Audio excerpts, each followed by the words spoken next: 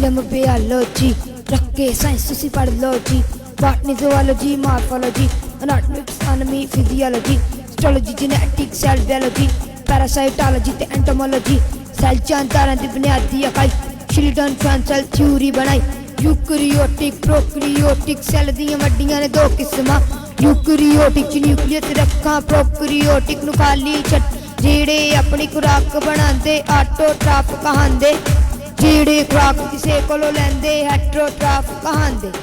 Plant cell विच cell wall बार animal cell विच cell मैंबरेन बार cell मैंबरेन विच cytoplasm nucleon belt विच nucleoplasm xylem ऐसियां नालियां जेड़ियां जड़ां तो पानी ले आवन।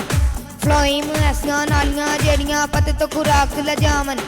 माइटोसिस ते मियोसिस सैल तकसीम दियां किस्मां ने दो। मियोसिस विच चार सैल बनन माइटोसिस विच बनदे ने दो। बायो कैटालिस्ट एंजाइम रिएक्शन नूं तेज करे enzyme. Optimum temperature 37 optimum pH 07 molecule बनन ते एनाबॉलिज्म मॉलिक्यूल टूटन ते कैटाबॉलिज्म फोटोसिंथेसिस करके पौधे ग्लूकोज बहुत बनावन। रेस्पिरेशन करके एनिमल ATP बनावन।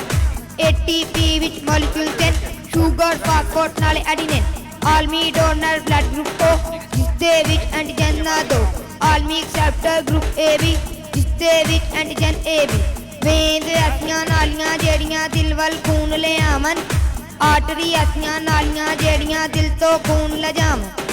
वेंद दे विच डीऑक्सीजनेट ब्लड आर्टरी दे विच ऑक्सीजनेट ब्लड। प्रोमनरी आर्टरी च डीऑक्सीजनेट ब्लड प्रोमनरी वेन विच ऑक्सीजनेट ब्लड। डायासिस्टोल नाले सिस्टोल मिलके बनावे हार्ट बीट। कोरोनरी आर्टरी च खून जम जावे रुक जांदी ए हार्ट बीट। सीने विच जे पेन होवे सा औखा औखा आवे ए जे बीमारी हार्ट अटैक। साइम सबनू एहो ही कहंदा जिंदगी मकावे हार्ट अटैक। रब राखा जी फिर मिलांगे अगले रैप दे नाल। रब राखा जी